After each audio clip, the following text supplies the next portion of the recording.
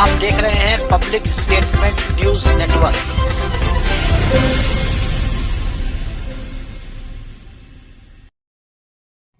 नमस्कार, आप देख रहे हैं public statement news. Kanpur Lok Sabha seat से सनातन वैदिक रामराज परिषद चुनाव में अपना प्रत्याशी उतारेगा। सनातन वैदिक रामराज परिषद सर्वोदय नगर स्थित कार्यालय में प्रेस वार्ता करते हुए संस्था के प्रवक्ता ब्रजेंद्र सिंह ने बताया कि अजय मिश्रा कानपुर लोकसभा सीट से प्रत्याशी होंगे।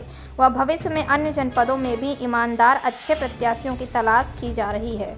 उन्होंने बताया कि ईश्वर की अनंत कृपा से अयोध्या धाम स्थित कनक भवन मंदिर में दिनांक 4 नवंबर को एक बैठक की गई है, जिसमें सर्वसम्मत में फैसला लिया गया है कि कानपुर लोकसभा सीट से अजय मिश्रा को प्रत्याशी बनाया जाएगा।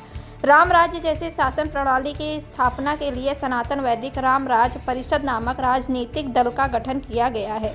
देखिए क्या कुछ कहा सनातन वैदिक रामराज परिषद के लोकसभा प्रत्याशी अजय मिश्रा। ये है कि पॉलिटिकल पार्टी के तौर पे एक नई पॉलिटिकल पार्टी ने कानपुर में अपनी शुरुआत की है और कानपुर से पहले सांसद के तौर पे पार्टी के राष्ट्रीय अध्यक्ष उतरने जा रहे हैं। ऐसे में ये देखिए बड़ा सवाल ये उठता है कि सनातन वैदिक रामराज परिषद किस तरह के विषयों को लेकर के कानपुर में अपनी शुरुआत करने जा रही है। तो हम आज यहाँ प्रेस वार्ता का आयोजन था और हम बात करेंगे अजय मिश्रा जी से। अजय मिश्रा जी, बहुत स्वागत है आपका।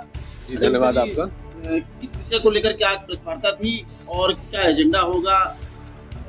सर, हमारी जो संस्था है सनातन वैदिक रामराज परिषद, इसका ये मानना है कि भारत में अभी जनता को सर्वविध सुखी करने के लिए राम राज्य जैसी शासन प्रणाली की आवश्यकता है। तो हम लोगों ने एक राजनीतिक पार्टी का गठन 2022 में अयोध्या धाम में किया था और हम लोगों ने मीटिंग करके पिछले हफ्ते यह तय किया कि हम लोग यहाँ से लोकसभा 2024 के चुनाव से इसका शुभारंभ करेंगे और हम कानपुर में अगर हमारा प्रत्याशी जीतता है तो राम राज्य जैसी शासन प्रणाली के लिए यहाँ से बल मिलेगा। यहाँ से एक मुहिम शुरू करेंगे जो पूरे राष्ट्र में व्यापी होगी और यहाँ से राष्ट्र में होने के बाद फिर हम पूरे देशों में भी हमारे इस चीज की संकल्पना को लोग अपनाना चाहेंगे। इसके लिए स्थापना कानपुर में अगर बात की जाए, शुरुआत चूंकि कानपुर से ही कर लेते हैं, देश तो बहुत बड़ा है हमारा। कानपुर में रामराज की स्थापना, जैसे कि नागरिक सुविधाओं की बात की जाए तो उससे लोग वंचित हैं। नागरिक सुविधाएं अगर होंगी तो मुझे लगता है रामराज सही तरीके से उसी को रामराज कहा जाएगा। तो क्या नागरिक सुविधाओं को लेकर के यहाँ पे किस तरह की स्थितियां है, उसको क्या एक बतौर सांसद के तौर पर आप चुनाव लड़ने जा रहे हैं तो जनप्रतिनिधि के तौर पे जनता की क्या इस तरह की नागरिक सुविधाओं को लेकर के कुछ चर्चा या दिमाग में कुछ ऐसा है? जी बिल्कुल। दरअसल अभी वर्तमान समय में जो पोजीशन है वो ये है कि आम जनता को न्याय उपलब्ध नहीं है और न्याय समय से न मिल पाना सबसे बड़ी न्याय न मिलने की वो है तरीका है। तो आप देखिए कि छोटे छोटे मुकदमे, यहाँ तक कि किसी के आगे जरा सी भी समस्या तो एक FIR भी दर्ज करना चाहे तो जब तक उसका कोई राजनीतिक प्रभुत्व नहीं हो अथवा कोई उसको जानता ना हो तो उसकी FIR दर्ज नहीं होती है। तो ऐसी स्थिति में हम लोग रामराज जैसा जब शासन प्रणाली लाएंगे तो वहाँ पे न्याय त्वरित मिलेगा। और रामराज शासन और प्रशासन का परम आदर्श स्वरूप है। भगवान राम के समय में गरीब से गरीब आदमी को न्याय मिलता था, यहाँ तक कि जानवरों को भी न्याय मिलता था। ऐसा एक वर्णन आता है कि वहाँ पे एक कुत्ता था, उस कुत्ते को भी एक ब्राह्मण ने मार दिया था अनाका कारण। तो उसने भी जाके जब घंटी बजाई तो राम तुरंत आए और आके उसको न्याय दिया। तो हम चाहते हैं कि रामराज के शासन प्रणाली के अंतर्गत जब हम यहाँ पे स्थापित करेंगे तो जनता के साथ एक मूवमेंट चलाएंगे कि हम पहली बात तो सबसे कम लोगों के विवाद न्यायालय तक जाएं, ऐसा प्रयास करेंगे। जब उनका चरित्र का सुधार होगा तो ये संभावना ही नहीं रहेगी।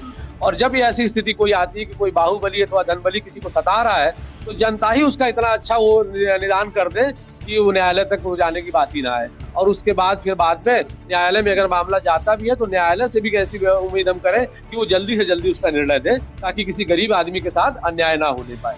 सनातन वैदिक रामराज जो परिषद है वो अभी एक सांसद के तौर पे अपना आज तक की उपलब्धि है। आगे चूंकि 2 महीने शेष है अभी लोकसभा चुनाव के, तो ऐसी कोई और तैयारी की जा रही है क्या अन्य जिलों में? हमारा जो सबसे बड़ा जो प्रयास है वो ये है कि हम व्यक्ति में सुधार चाहते हैं।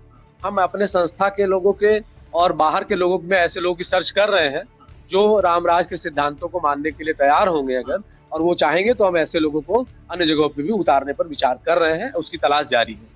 लेकिन अभी आज ये अपडेट आज की है कि अभी एक प्रत्याशी कानपुर लोकसभा से तय कर लिया गया है। आगे का जैसा जैसा होगा आप लोग को अपडेट किया जाएगा। तो देखिए हमारे साथ अजय कुमार मिश्रा जी थे, उन्होंने साफ तौर से ये बताया कि आगे और भी जो लोकसभा की सीटें हैं उस पर भी तैयारी ऐसी चल रही है ताकि रामराज जैसी जो कल्पना है उसको जमीन पर उतारा उतारा जा सके। वीडियो जर्नलिस्ट प्रदीप वर्मा के साथ राजेंद्र केसरवानी, पब्लिक स्टेटमेंट। अरे दिनेश जी, क्या हुआ? आप परेशान दिख रहे हैं। हाँ सुरेश जी, मैं अपने बिजनेस को लेकर बहुत परेशान हूँ। यह ठीक नहीं चल रहा है। हर महीने भारी नुकसान का सामना करना पड़ रहा है। मुझे नहीं पता कि क्या करूँ। लेकिन मैंने सुना है कि आपका बिजनेस बहुत अच्छा चल रहा है। आखिर कैसे? कृपया मुझे बताओ। हाँ, मेरा बिजनेस अच्छा चल रहा है। मैंने बोर्नफायर सर्विसेज प्राइवेट लिमिटेड की डिस्ट्रीब्यूटरशिप ली है। बोर्नफायर सर्विसेज प्राइवेट लिमिटेड, इसके बारे में मुझे अधिक बताओ। बोर्नफायर सर्विसेज प्राइवेट लिमिटेड पिछले 25 ईयर्स से सेल्स और मार्केटिंग डिस्ट्रीब्यूशन के क्षेत्र में काम कर रही है। Bornfire services private limited mineral water, soda, juice, cold drink का अपना ब्रांड बोर्नफायर का manufacturing, sales, marketing, distribution, retailing सब कुछ मुझे सपोर्ट देता है और पूरे भारत में 62-65 डिस्ट्रिक्ट में काम कर रही है। बोर्नफायर के सपोर्ट से हमारा निवेश पर मासिक रिटर्न अच्छा होता है। That's great. मुझे बोर्नफायर सर्विसेज प्राइवेट लिमिटेड की डिस्ट्रीब्यूटरशिप लेने में इंटरेस्ट है। श्योर, आप www.bonfireservices.com पर जा सकते हैं या कॉल करें 9582327405। क्या आप नकली प्रोडक्ट से हैं परेशान? अब टफ की सुनो, सही चुनो। पहचाने असली भूटान टफ प्रोडक्ट्स। एक सिंपल QR कोड के साथ QR कोड को स्कैन करें नॉर्मल कैमरा या भूटान टफ ऐप से। हमारे चैनल पब्लिक स्टेटमेंट न्यूज को लाइक करें, सब्सक्राइब करें और कमेंट कर बेल आइकन को जरूर दबाएं।